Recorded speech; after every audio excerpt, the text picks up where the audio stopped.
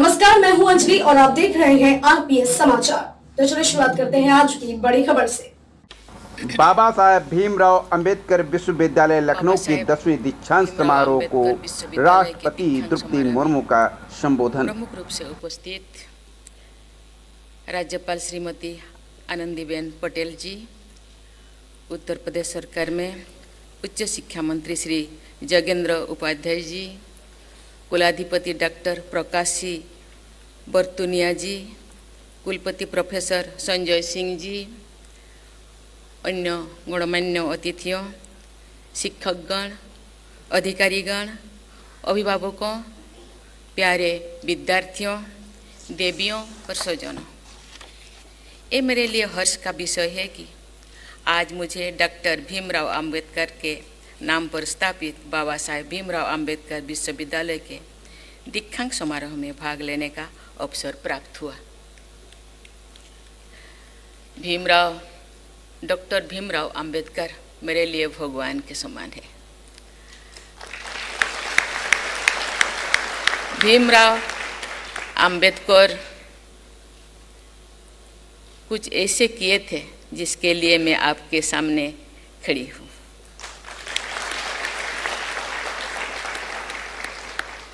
मैं आज डिग्री पुरस्कार और स्वर्ण पदक प्राप्त करने वाली सभी छात्र छात्राओं को बधाई देती हूँ। मैं इस विश्वविद्यालय के स्वच्छ और हरित परिसर में आकर बहुत प्रभावित हूँ। मुझे ये देखकर प्रसन्नता हुई है कि इस विश्वविद्यालय का वातावरण पर्यावरण के अनुकूल है। विश्वविद्यालय का परिसर अंतर्राष्ट्रीय ग्रीन बिल्डिंग मानकों पर आधारित है। नो मोटर व्हीकल डे और बाईसाइकिल बैंक जैसी प्रयास भी सराहनीय है। नवीनतम प्रौद्योगिकी का उपयोग करने तथा विद्यार्थियों के ज्ञान और कौशल को बढ़ाने के लिए ये विश्वविद्यालय देश के कई प्रमुख संस्थानों जैसे central drug research institute, NIPER, rivalry और IIT BHU के साथ सहयोग करके आगे बढ़ रहा है। मैं इसके लिए आप सबकी सराहना करती हूँ। बाबा साहेब आम्बेडकर के जीवन में जितना संघर्ष था उतनी ही उनकी उल्लेखनीय भी कार्य था। बचपन से ही मेधावी छात्र रहे डॉक्टर अंबेडकर ने अनेक चुनौतियों और बाधाओं का सामना करते हुए देश विदेश में श्रेष्ठ शिक्षा हासिल की। एक प्रसिद्ध विद्वान, मानवाधिकार कार्यकर्ता और कुशल वकील होने के साथ साथ वे स्वतंत्र भारत के संविधान निर्माता और देश के पहले कानून मंत्री भी थे। अपनी दूरदृष्टि के द्वारा उन्होंने अपनी व्यक्तिगत उपलब्धियां का इस्तेमाल और समाज कल्याण हेतु व्यवस्थाओं और प्रक्रिया को सुधारने के लिए किया। उनका जीवन मूल्यों और सिद्धांतों पर आधारित था। उनके आदर्श और मूल्यों से प्रेरणा लेकर आप सब कठिन से कठिन लक्ष्यों को भी साध कर सकते हैं। देवियों और स्वजनों, कल ही मैंने यूपी ग्लोबल इन्वेस्टर्स समिट के समापन समारोह में भाग लिया। ये समिट देश और प्रदेश में एक नई ऊर्जा के संचार का संदेश दे रहा है। इससे निवेशों और व्यापार के लिए अनुकूल वातावरण बन रहा है। आज मैं यहाँ से अपील करना चाहूँगी कि आप सब शिक्षा को इस अनुकूल वातावरण से जोड़ें। हमारे विश्वविद्यालय को एक ऐसे केंद्र के रूप में विकसित करें जहां जन कल्याण के लिए नई नई अनुसंधान किया जाए। फोर्थ इंडस्ट्रियल रिवॉल्यूशन के हब बने, स्टार्टअप के लिए इंक्यूबेशन सेंटर बने। मुझे हार्दिक प्रसन्नता होगी यदि हमारे शिक्षण संस्थान देश और प्रदेश में नई क्रांति और सामाजिक संपन्नता और समता के संदेश वाहक भी बने। आज भारत विश्व का तीसरा सबसे बड़ा स्टार्टअप इकोसिस्टम वाला देश है।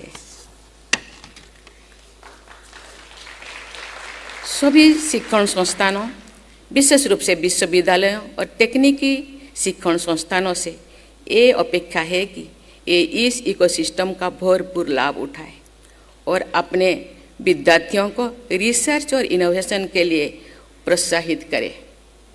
उनका ये प्रयास भारत को इनोवेशन और टेक्नोलॉजी में एक सशक्त राष्ट्र बनाने में महत्वपूर्ण योगदान देगा।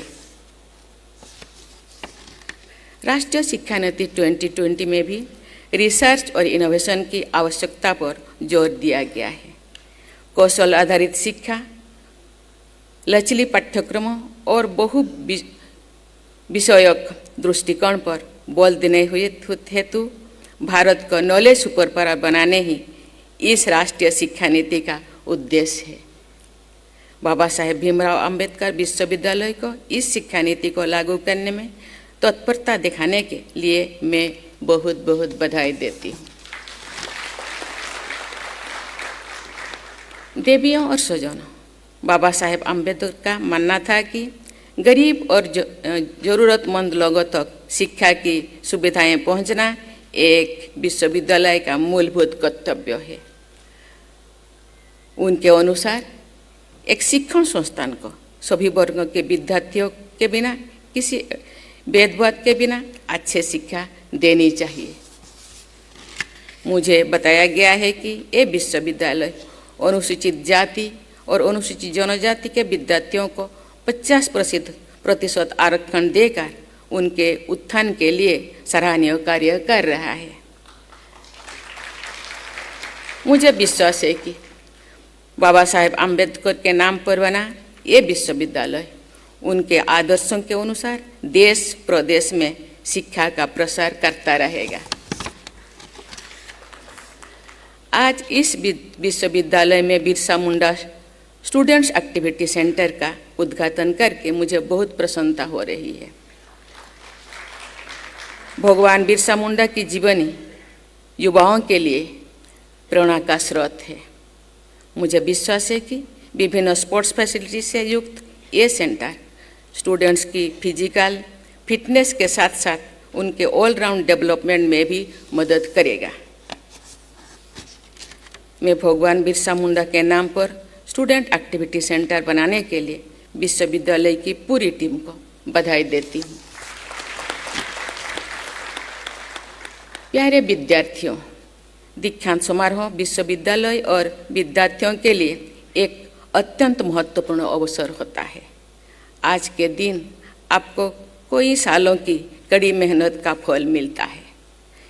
ये आपके और आपके परिवार के लिए हर्ष, उल्लास और गर्व का क्षण होता है। मुझे बताया गया है कि आज डिग्री लेने वाली विद्यार्थियों में से 42% लड़कियां हैं। साथ ही गोल्ड मेडल पाने वाले भी 60% छात्राएं हैं। मैं सभी विद्यार्थियों को बधाई देती हूं और बेटियों की विशेष सराहना करती हूं। इस अवसर पर मैं उन सभी अभिभावकों को भी बधाई देती हूं जिन्होंने अपनी मेहनत और तपस्या से देश को इस युवा शक्ति से धनी किया। मैं सभी शिक्षकों को भी सराहना करती हूं जिन्होंने अपने मेहनत और समर्पण से इन छात्र छात्राओं को ज्ञान से समृद्ध किया। आज इस अवसर पर मैं सभी विद्यार्थियों से कहना चाहूँगी कि जीवन में आप जो भी बनना चाहते हैं उसके लिए आज से ही प्रयास करें और अपने लक्ष्यों को कभी भी अपने मन मस्तिष्क से दूर ना होने दें। आप में से कोई विद्यार्थी प्राइवेट सेक्टर में नौकरी करेंगे, कुछ सरकारी सेवाओं में के जरिए अपने जीवन लक्ष्यों को हासिल करने के लिए अभी से सोच रहे होंगे। कुछ बच्चे एंटरप्रेन्योर्स बनेंगे। मैं चाहूँगी कि आप में से कुछ बच्चे अच्छे टीचर व प्रोफेसर भी बने। एजुकेशन और टीचिंग एक दूसरे से जुड़े हुए हैं। उत्तम शिक्षा व्यवस्था के लिए उत्तम शिक्षकों का होना बहुत ही जरूरी है।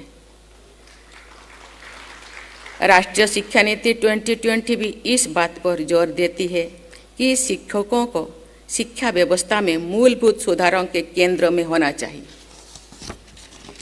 इसलिए शिक्षकों और टीचिंग प्रोफेशन को पूरा सम्मान मिलना चाहिए। हमारे होनहार छात्र छात्राओं को टीचिंग को एक प्रोफेशन के रूप में अपनाकर देश के भविष्य को सुंदर बनाने में बहुमूल्य योगदान देना चाहिए। प्यारे विद्यार्थियों, आप सब एक चुनौतीपूर्ण और प्रतिस्पर्धा की दुनिया में प्रवेश करने वाले हो। मुझे विश्वास है कि इस विश्वविद्यालय ने आपको हर चुनौती का सामना करने और देश की सेवा करने के लिए सक्षम बनाए हैं। आप अपने पूरे क्षमता का उपयोग करें और देश को विकास के पथ पर आगे लेकर जाने का संकल्प लें। आप सब शिक्षा और ज्ञान के बल पर जीवन में खूब उन्नति करें, ऐसा मुझे विश्वास है। लेकिन इसके साथ साथ अपने संस्कारों और संस्कृति से जुड़े रहना बहुत जरूरी है। तभी आप एक सार्थक और संतोषजनक जीवन जी सकते हैं, जो दूसरों के लिए भी प्रेरणा का स्रोत बने।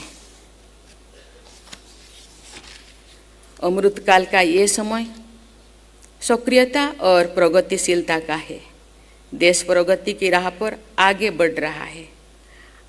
आप जिस भी क्षेत्र में काम करें, उत्कृष्टता से करें। कभी भी क्राइसिस सिचुएशन आए तो उसका समाधान निकालने के बारे में सोचें, उसे एक अवसर की तरह देखें। ये आपकी प्रतीक्षा की स्रोत को बढ़ाएगा और आपके व्यक्तिगत को और अधिक उभारेगा। मैं महान कवि मैथिली शरण गुप्त जी से उनकी कविता की कुछ पंक्तियाँ कहती हूँ।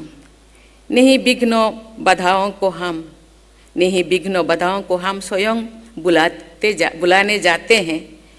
नहीं विघ्नों बाधाओं को हम स्वयं बुलाने जाते हैं, फिर भी यदि वो आ जाए तो कभी नहीं घबराते हैं।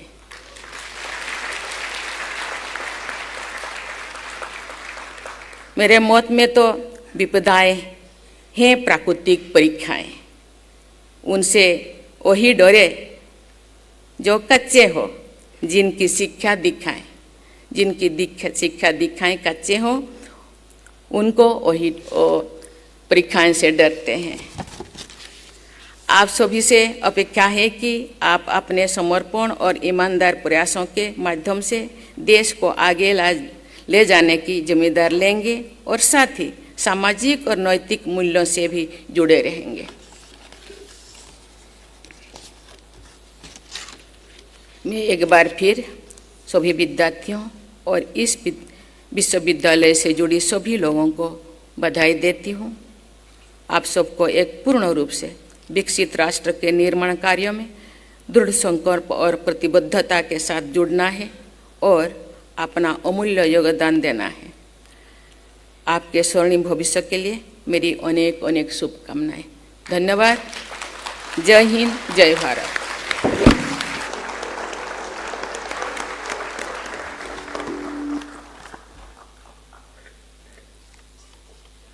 आपका हार्दिक आभार महोदया।